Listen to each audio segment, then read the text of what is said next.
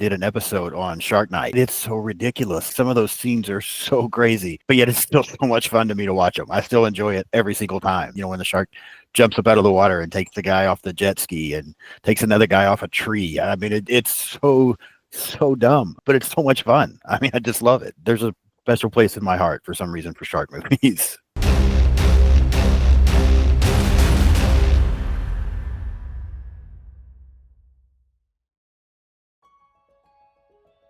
My name is Sean. I live in Oklahoma. I have a YouTube channel, Sean's Horror Corner. I actually work in the banking industry. I've been in banking for about 15 years total. I started off as a teller for just a few months and then got promoted to a new accounts rep. And I've been a new accounts rep ever since. I'm a huge slasher guy. Slashers are my favorite subgenre in horror. A lot of people assume that Freddy is my favorite. Sometimes it seems to depend on who I've been watching lately. When I started collecting horror stuff, it was almost overwhelming because there were so many different characters and so much different stuff that I wanted that I had to kind of reel it in a little bit and decided to try to pick one to focus on first.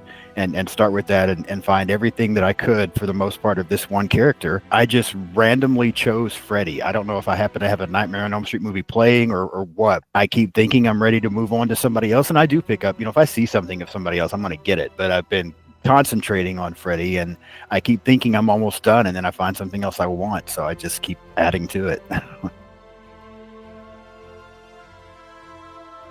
For the longest time as a kid, I actually was scared of everything. I was terrified of absolutely everything, and I did not like horror movies. I had an aunt who loved them. My dad watched them some. I remember seeing part of Friday the 13th Part 2 when I was a kid with my aunt. Absolutely terrified me. I never wanted to go camping ever because I was convinced that Jason was out there waiting. I saw part of the original Halloween and was like, please, Mom and Dad, please don't ever go somewhere and hire a babysitter, because the moment you do, Michael's coming to the house. If I ever heard something that even sounded like a chainsaw, I was convinced Leatherface was just around the corner. I mean, I was terrified of everything except for the Universal monsters. And I don't know if it's because they were in black and white, if it was because they weren't as gory, I don't know, but something about those I really, really liked. And so I could watch those. As I continued to grow up, me and horror was kind of a gradual process. I wanted to be able to watch it because my dad would watch it. I would have an uncle come over that would watch it. But anytime I tried to, I ended up having nightmares and then going and wanting to sleep in my parents' bed, that kind of thing. But I will never forget the first horror movie that I ever watched by myself all the way through and didn't have a nightmare was the original My Bloody Valentine. That night I was up, it was a weekend. We had, HBO back in the day,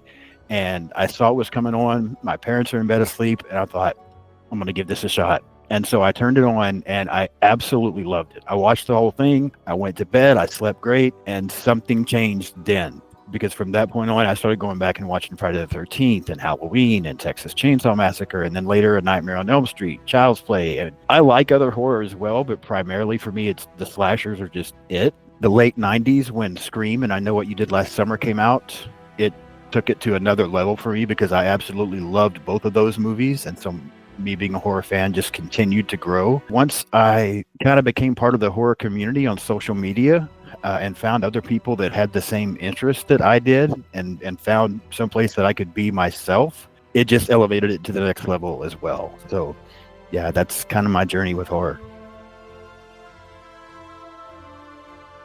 It was actually a couple of years ago. I had listened to podcasts a little bit, but most of the podcasts that I listened to had either been sports or true crime. I had no idea that there were horror podcasts out there. I was really getting burnt out on a lot of the stuff that I was listening to podcast-wise, and I was just scrolling one day, and I found a horror movie podcast, and I was like, I didn't know this was real. This is so cool. So I checked it out and listened to it, ended up listening to several episodes, but the guys that were doing it were talking about the horror community, primarily on Twitter at the time, and I was like, horror community, like this is a real thing, like I've got to go look this up. So I looked up their account on Twitter and I started seeing the interaction they were having with people, and then I even searched like hashtag horror community so I could see who else was part of this. I don't know, it was like finding my group that I had been searching for my whole life, because I was a pretty shy, quiet kid for a long time and didn't have a lot of friends. When I found this horror community, I finally felt like I belonged into something. Then I started listening to Sam and Brendan at Our Life in Horror. I found their podcast and was listening to them.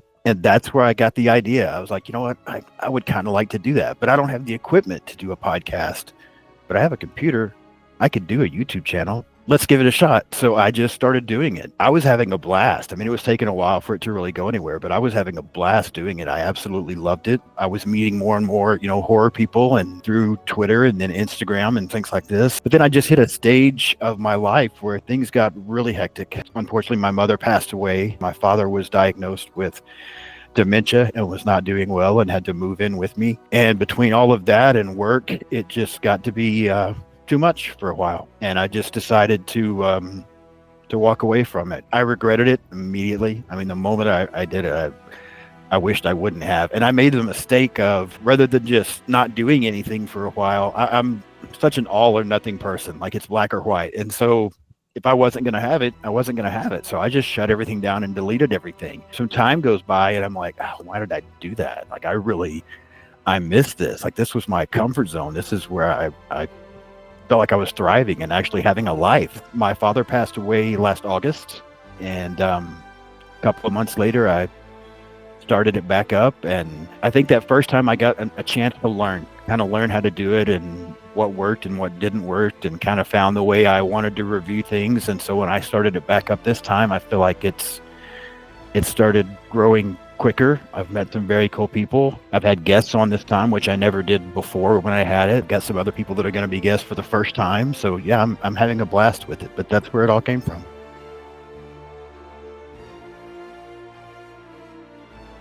I just review horror movies, talk about horror movies. I'm also a collector, so sometimes I show things that I've added to my collection, whether it's coffee mugs, movie posters, figures, yeah, all kinds of things that I never even knew existed and come across in a store somewhere. And I'm like, oh, I have to have this. It's kind of all about horror. My entire house is decorated in horror stuff. Probably the biggest majority of it is Freddy Krueger, but yeah, there's horror stuff all over my house. So that's me in a nutshell.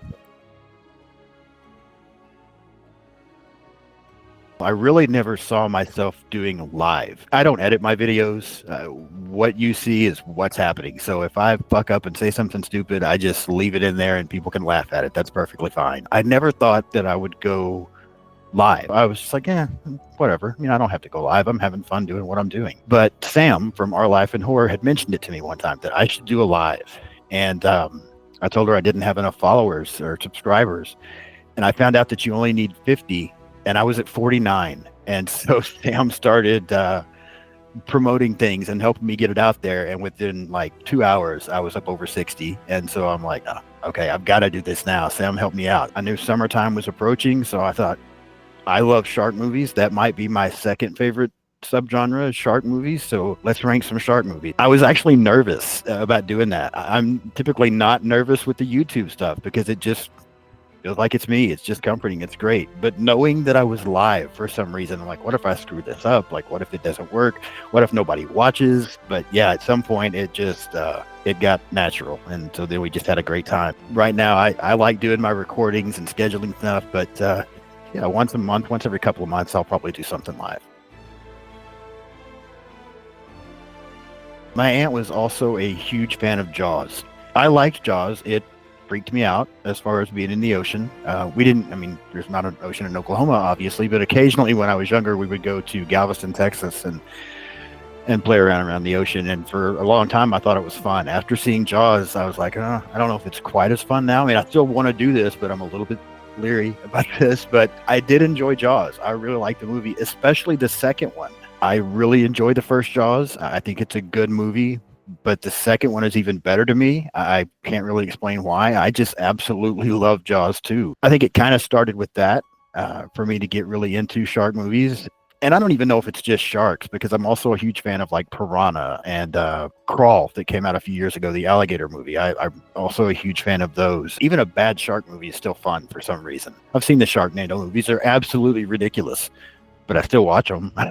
There's still something about it that's fun. I did an episode on Shark Night, and Shark Night, really, when you look at it, it's so ridiculous. Like some of those scenes are so crazy, but yet it's still so much fun to me to watch them. I still enjoy it every single time. When the shark jumps up out of the water and takes the guy off the jet ski and takes another guy off a tree. I mean, it's so dumb, but it's so much fun. I mean, I just love it. There's a special place in my heart for some reason for shark movies. When that switch flipped and I started liking horror years ago, it became fun.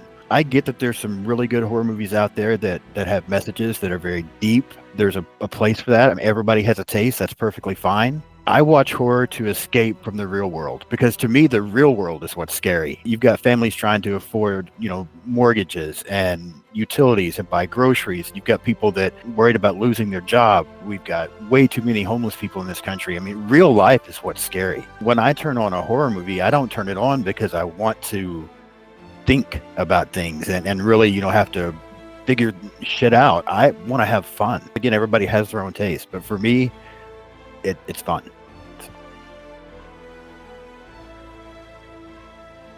A lot of people don't know. So years ago, I was a preacher. I was an assistant pastor in a church for several years. Grew up in a somewhat religious home, and then I ended up going through a divorce in my personal life, and that caused me to get removed from ministry and even kicked out of the church, where I wasn't allowed to come back. But that was such a big part of my life for a long time, and I look back on it now, and it's just like all this wanted was everybody to be the same. Everybody was supposed to be a carbon copy of each other, walk the same, dress the same, talk the same, think the same. It was just ridiculous. And the horror community is just so embracing. It doesn't matter if you're a slasher fan, a zombie fan, a shark fan, a slow burn, deep psychological stuff fan. That's okay. You're still welcomed in, and everybody doesn't have to think the same, dress the same, act the same, like the same movies. You're still welcomed in because we all have that one thing at the center, that we love horror in general. That's the way it should be. Like, I think religion could learn a lot from the horror community. And it has its place as well. I don't dislike it. It's not my favorite, and it may not be my favorite because maybe it still triggers some of the stuff that I went through back when I was a part of religion. And I noticed when I first started, getting into horror and started to watch things like The Exorcist or movies like that in general, I almost found myself nitpicking them because I still had some of what had been beat into me for years that I was supposed to believe.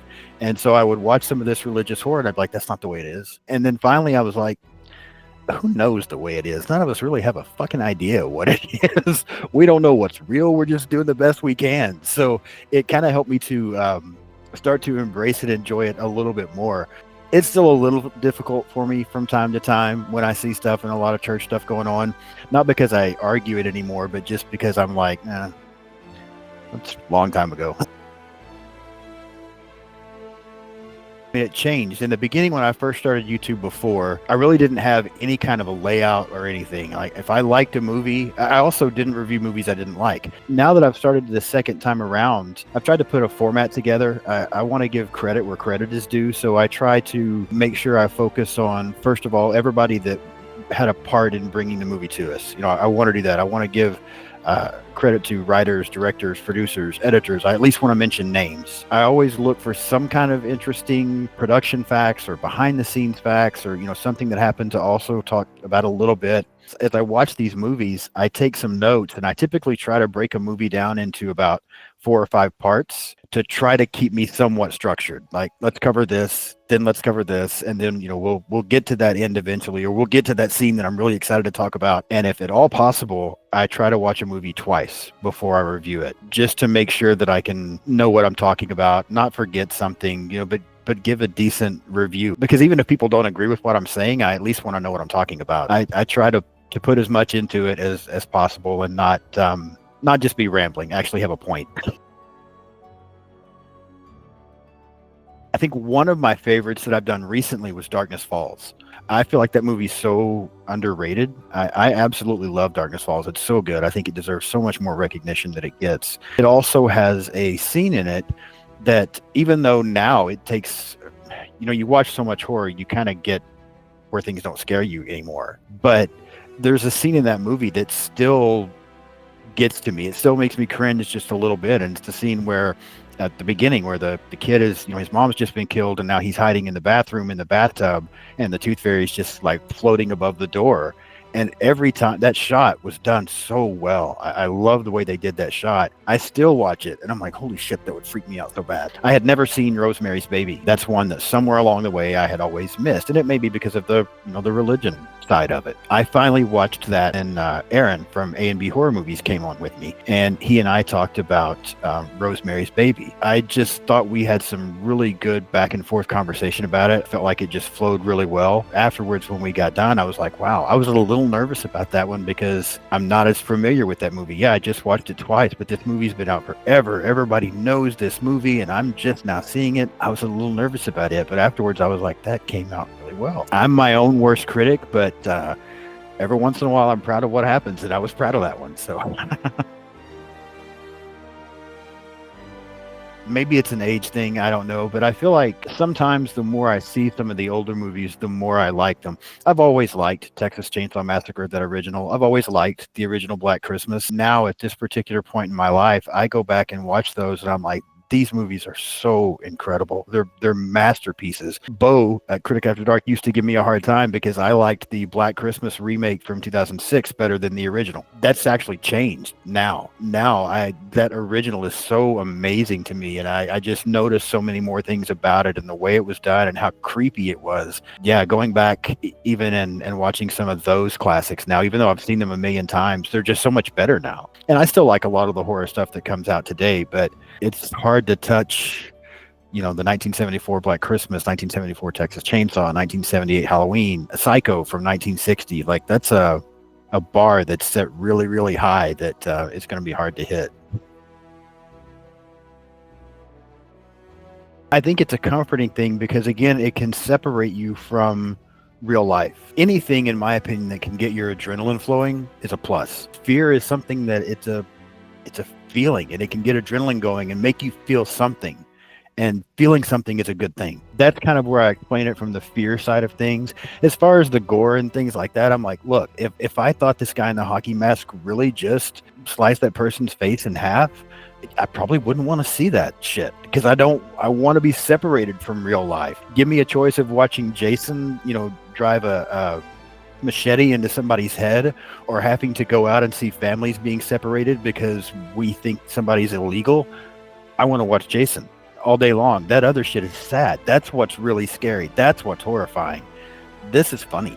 This is entertaining, and it's not real.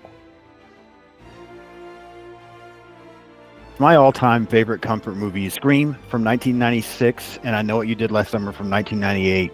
That took horror to another level for me. That's also about the same time that I was coming out of religion. And when I was so involved with church and religion, I still loved horror, but I had to hide it because they all thought it was so evil. You shouldn't watch that kind of stuff. You shouldn't do that kind of stuff. So it was like a secret thing for me. About the time I'm coming out of that, Scream and I Know What You Did Last Summer came out. And I think those are great movies regardless, but it took horror to another level for me. I like a lot of the Halloween films, but Halloween and Halloween 2 from like 78 and 81, I could watch those movies every day. Anything in the first 4, Friday the 13th, and I like some of the other ones as well. Nightmare on Elm Street 1, 3, and 4. Chucky, I absolutely love Chucky. I'm such a Chucky fan. Child's Play. I know Mount Rushmore's only got 4 people, but for my horror Mount Rushmore, there's 6. Michael, Jason, Freddy, Chucky, Leatherface, or Ghostface. I'm good. As far as me, again, I'm 53 years old, and I feel like I really didn't start living my own life until the last few years. I could take a viewpoint of that where I'm upset and disappointed and blaming people and that kind of thing, or I can do it now. I lived so much of my life trying to be what I thought everybody else wanted me to be, and trying to meet expectations that were absolutely ridiculous, that now I just want to be myself. I want to enjoy things. And the biggest thing that I enjoy is horror. I want to keep watching horror. I want to keep doing my YouTube channel. I get to go to my first horror con later this year. I've never been to one. I'm super excited about that. Life is too short to be miserable. It's too short to be weighted down with so much bullshit, that, just enjoy something every day. Find something to enjoy, and let's allow other people to enjoy their lives. I don't have any desire to go back to church and be a preacher again. I'm not going to do that. I'm also not going to delete my YouTube channel again. So yeah. Everybody says life is short, but unfortunately, sometimes it takes something tragic for you to really start to get it. I think that's the way it was for me when my mom passed away and then my dad passed away.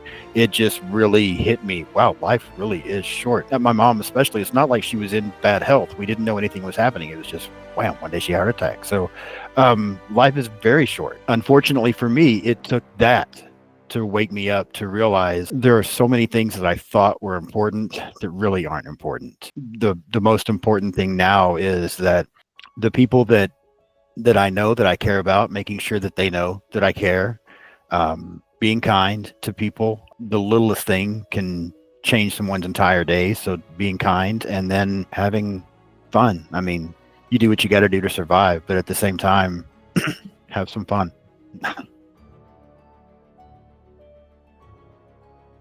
You can type in hashtag horror community. You can type in hashtag horror family, find some accounts to follow, and just start interacting. If they talk about a movie, mention your thoughts on that movie. Just start interacting. You will be accepted, and you will meet some absolutely amazing people. I know a lot of people in person. My favorite people are the people that I think I've met online. And it's so funny because I've never actually met Brendan and Sam in person. I mean, everything we've done has been, over the computer. We've done so much stuff together. I mean, they almost feel like they're my best friends, even though I've never met them. It's just the way it's worked out. But yeah, it's just the horror community in general is so great. It's like a family. And like I said, it's the first time. I'm 53 years old, and I think this is the first time in my life that I feel like I've found where I belong.